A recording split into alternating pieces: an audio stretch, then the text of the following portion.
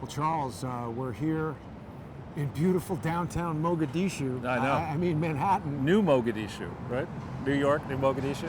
I mean, we're joking about it, Charles, and we've been showing it to people, daily, weekly, but it's just getting worse each day. Is that Biden's limousine? Fast track?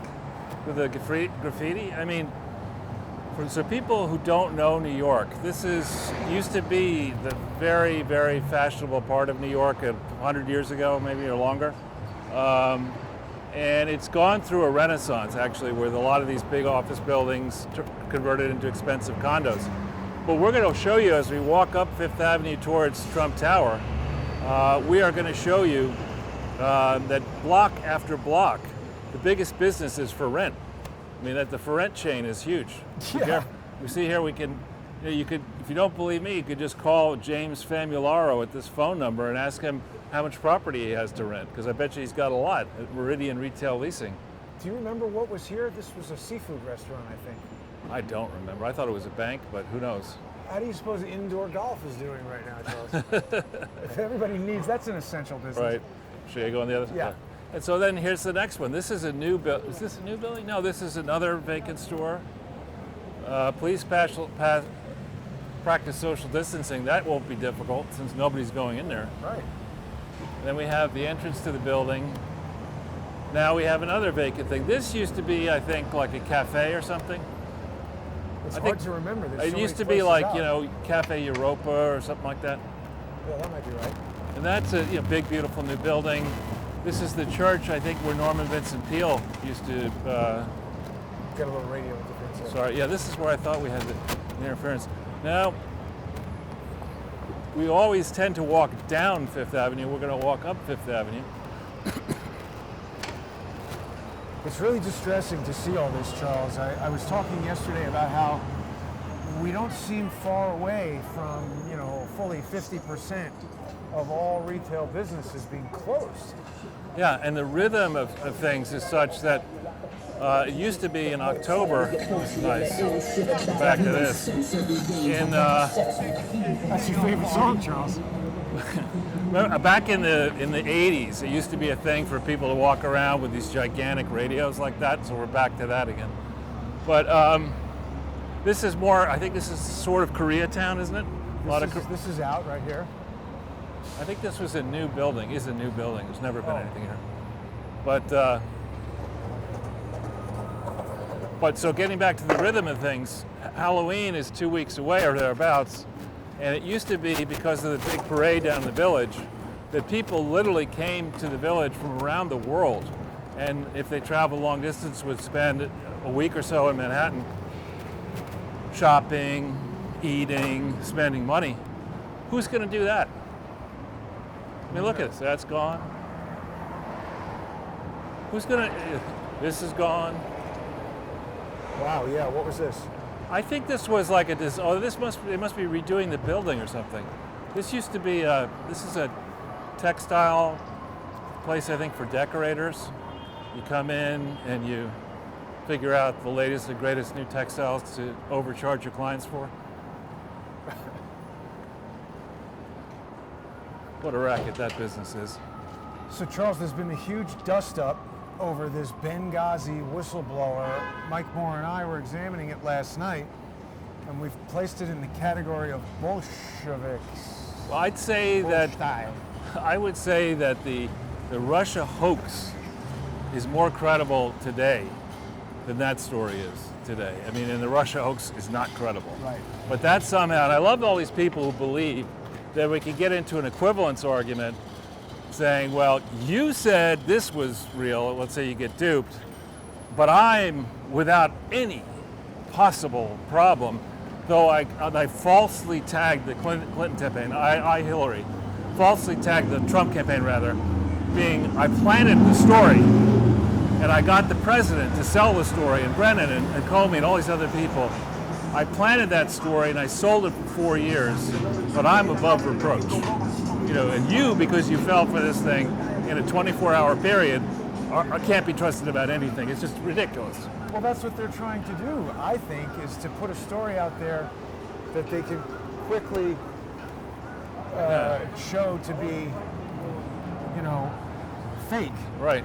And then by tying up real information in the same story, like the United States protecting Osama bin Laden in Iran, the Right. destruction of Extortion 17, and the attack on Benghazi, if they can say, oh, well, you see, that's all been dismissed as a conspiracy theory, then forever they're just going to say that's been debunked. And they're going to call you a conspiracy theorist. I mean, let's go back to day one, January 1998. I want to say the 29th. You want to show? Still open. No, Make America Great Again. Oh. Yeah, it's a good way to get punched in the face. It's also a little bit small. But there's another story here. Look again, GNC, the Korean thing. I think all GNC, well, not all, but most GNCs are closed. But just real quick before we finish talking about Alan Perot, I found it not too coincidental that basically first thing this morning, the Daily Beast, which is part of the Interactive Corporation, came out right away and said, oh, Donald Trump retweeted a conspiracy theory. And at the same time, or within minutes, another Interactive Corp company, Vimeo, totally shut down the Crowdsource the Truth Vimeo account. And I've been back and forth with their lawyers, and I can't get any answer other than, you're not allowed to refer to things as a hoax. But we didn't. Well, that's why I said go back to January 1998, when a real story, but it's to say Monica Lewinsky having an affair, if you can call it that, with the president while he was president. Hillary, in my view, had to know about that. She had to know about all that other stuff. But anyway, she gets on, I think it was with the Today Show with then Matt Lauer, and Right. she says, my husband and I have been fighting a vast right-wing conspiracy. She's been alleging, that's her playbook, to say everything is a conspiracy theory against her. And, people are not that stupid. Whoa. Maybe Biden voters are. Yeah, they would definitely be that stupid. What's this guy doing? Be careful. It's the Coca-Cola bottle toss. Well, it would hurt if he threw it at you. Yes. And he shouldn't be drinking that Coke. He's a little bit overweight. Just a little. People get mad when I say that. It's body shaming. Well, I mean, it's just a fact. I mean, so that's an interesting conspiracy theory. I didn't. It just seemed too weird to me in the very beginning. And the way I'm not a snappy dresser or anything, but I don't dress like Pajamas and a turban? a whirling dervish with that weird hat, and say that, the reason I possess all this top secret information is that I am a falconer, and the emirs in the Middle East would naturally, because I took care of their falcon, give a shit what I had to say about anything else. Well, you've had experience with those guys, I have. Charles, doing deals in Saudi Arabia. What do you think? I call mega BS. I mean, there's no question that the CIA for a long time has had deep relationships inside the Saudi royal family and other royal families. No question of that at all. There's no question that John Brennan was the station chief, I believe, in Saudi Arabia, or at least senior in Saudi Arabia. So, and there's also no question that these royal families are vast. In the case of Saudi Arabia, there's something like 4,000 princes, and they're always, they're always at war with each other for different real and imagined grievances. So, but that said, my experience with the person who would be MBS today, his older brother who's died, and with Waleed, who's a dirtbag, is that they bring you over into the country for a reason. You have to get a visa, they take responsibility for you. And they don't say, I'm gonna have the visa guy, my falconer, also be my counter espionage expert. I mean, they don't do that. And some of the statements that the guy was making, with some bold assertions, should have been laid out with the evidence first before it was aired. And instead it was, I have the evidence and I'm going to show you eventually.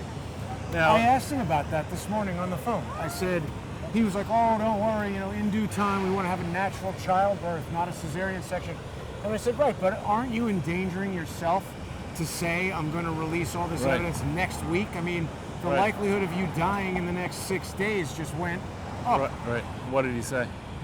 He just was very evasive, and I may put the phone call out later. Right. But now the Vimeo account is down. You know, they want me to put it on YouTube so that then they can strike it with a privacy thing.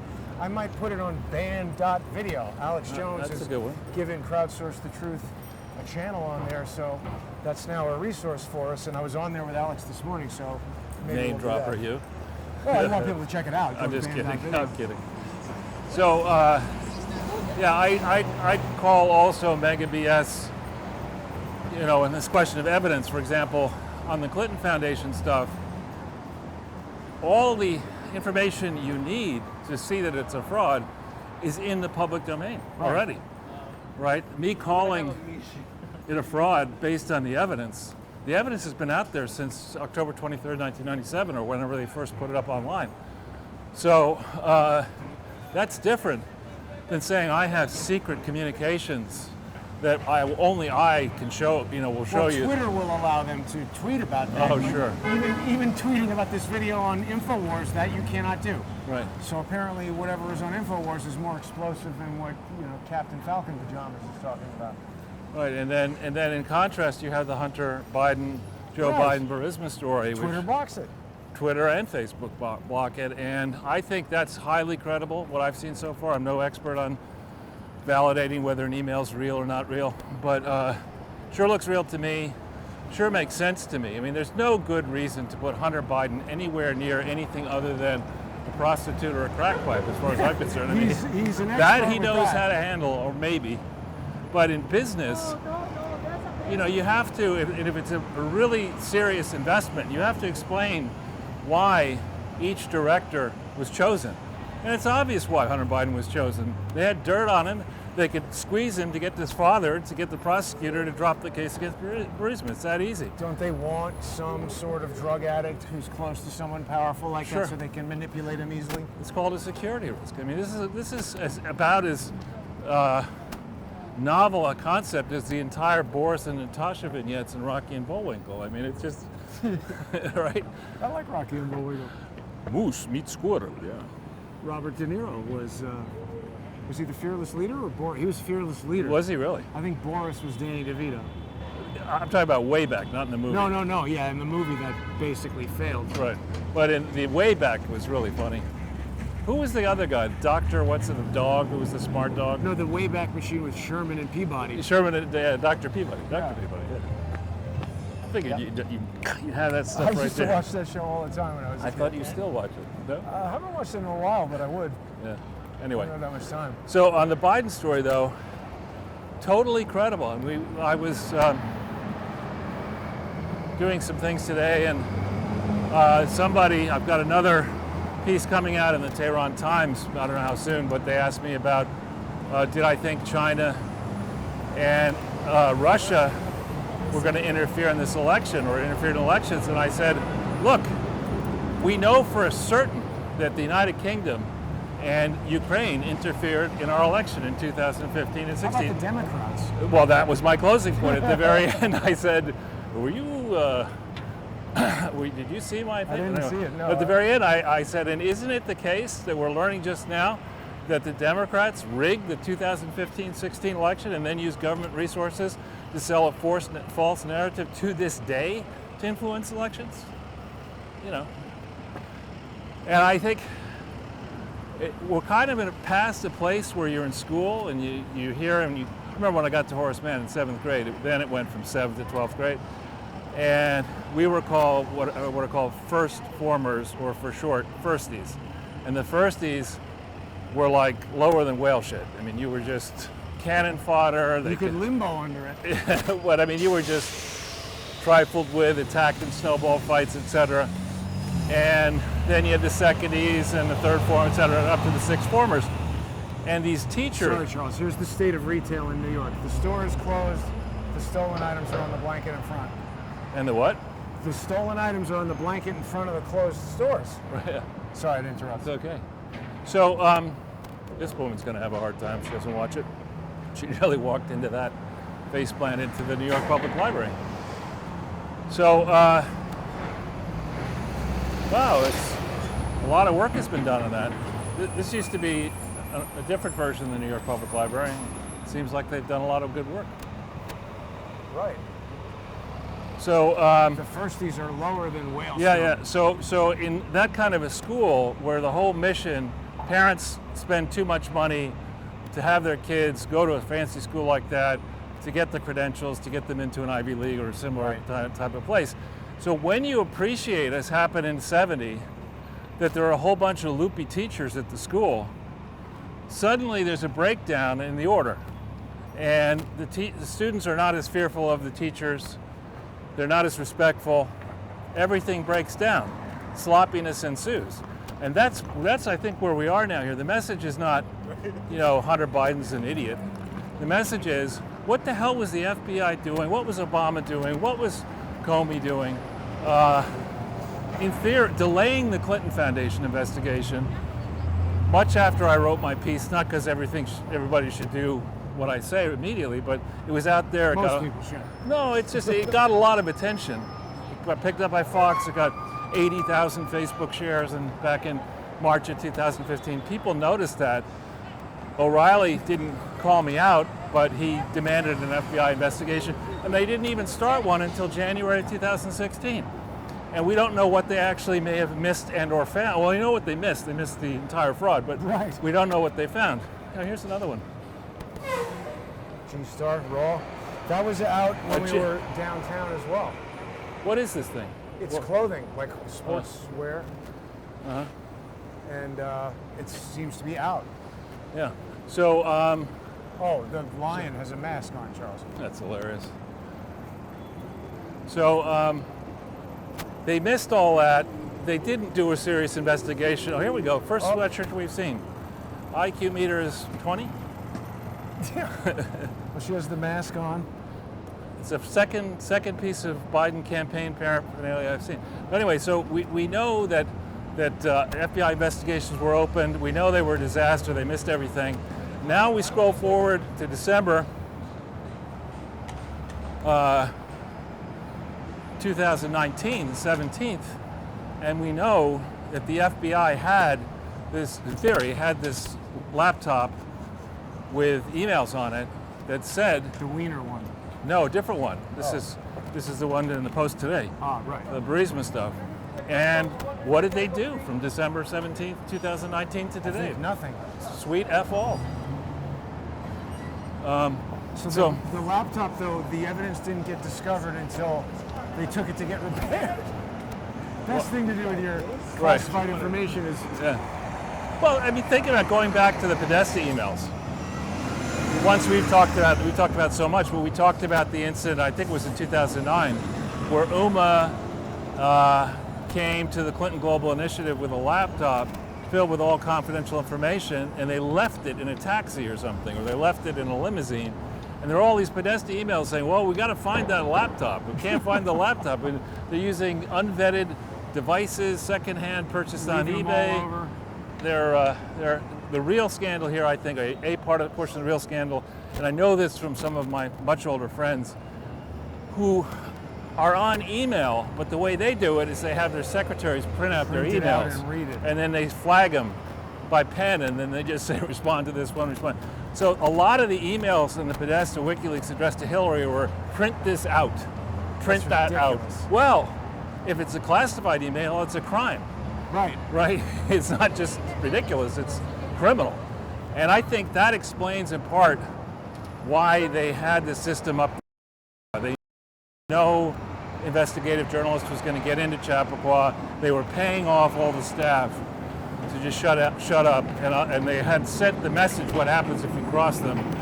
And so what Bill wanted to do, I think, and his people, is to have access to this stuff to figure out how to get contributions for the Clinton Foundation, and also, if it was actionable for investment, through Doug Band perhaps and others, to have these cockamamie deals cooked up around the country, like around the world, like the Greek, hedge fund that Mark Mezvinsky was going to invest in or lead, which is an unmitigated disaster.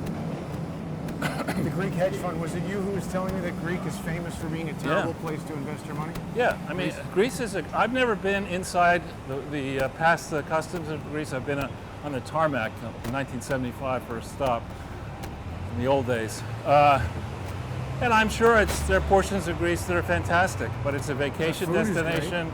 I don't know about that, I've never been there. And I suppose you could get a nice suntan, and if you don't watch yourself, you could lose a few kidneys in one of those discos. But in Greece, the discos are wild. But I think Greece's major contribution to society occurred centuries ago, and it's not a place to put money at this point, as far as I know. Look at that. Best Buy is hiring over here, Charles. What is that? Bacon. If bacon is right. Yeah, we're going to get to a lot of that. Do you want to get one of those silly wooden hats? I'm all right, but it's This is Best Buy and there's Best Buy. That's what I'm saying. Why would you have two Best Buys? They're opening another one right there. One is second Best Buy. That's a good point. How could they both be best? But look, it's now coming on, where are we? 5 o'clock in the in the Flintstones, that whistle would go and people would leave and head for Penn Station, Grand Central Station. Instead we have, you want a Gucci handbag? I'd love to buy your handbag, but could I have a certificate of authenticity? Oh, sure. Right. What color would you like it in? But look at this, Charles. There's 3 of these counterfeit vendors on the block. And is there a store open here yet? No, there's not a single legitimate retail store. Oh, come on now.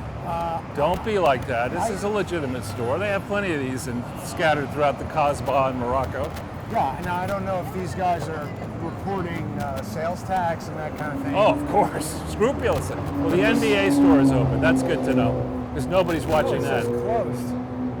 Oh, it's been closed, but it's still there. They're paying their rent, maybe. Well, they've got LeBron James right there. Yeah. Having just... we're getting some interference here, so we'll keep going. What's the Safra National Bank? That's my friend.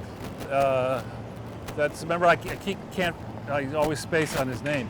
That's the fellow who's in this very famous family that's part Brazilian, part Argentinian, part Israeli, part American, multi-billionaires, and they have banks all over the place. And I just ran into him. Very nice guy, very smart guy. His uncle, I think, was the one who had a home in Monaco, I want to say, or France or something, that was valued at $1 billion. I was going to say, that's pretty expensive stuff. Well, he was found dead under suspicious circumstances. Wow. You look it up, you'll see online. Charles, I've never seen this many. Get ready, it's the Christmas season. Vendors. Yeah, I mean, you would think at a certain point that a purchaser of such bags would kind of get the message that if there's so many counterfeit bags out here, why do you want to buy the real thing? Well, I think it also sends the message that there are a lot of people who are buying them, or they wouldn't be here. Well, in the 70s, when my mother was into that kind of stuff, she liked the fact that the Gucci store, and I forget if there was a Louis Vuitton store, but the Gucci store closed at lunch to make sure that only rich people could go there. Wow. The product belted with radio interference. Yeah. Charles. If anything happens that cuts the broadcast, it'll continue on Patreon and subscribe to them. Hopefully that won't happen. Yeah, this is generally where that happens, right around here. When we're going to Trump Tower, there's a lot of police activity yeah, there. I see We that. don't know what kind of radio equipment they might be using. They might even have cell phone jammers, stingrays, dirt boxes. There's something else they call those things, a pizza pies, IMSI catcher or something. I don't know. I think that's it, IMSI catcher. But this pedestrian traffic is much like Just got hit by that old problem. So I thought that with the new version of everything, that problem was solved. All right, you want to stop over here? Yeah, let me just get it addressed real quick. Let's just get out of the way.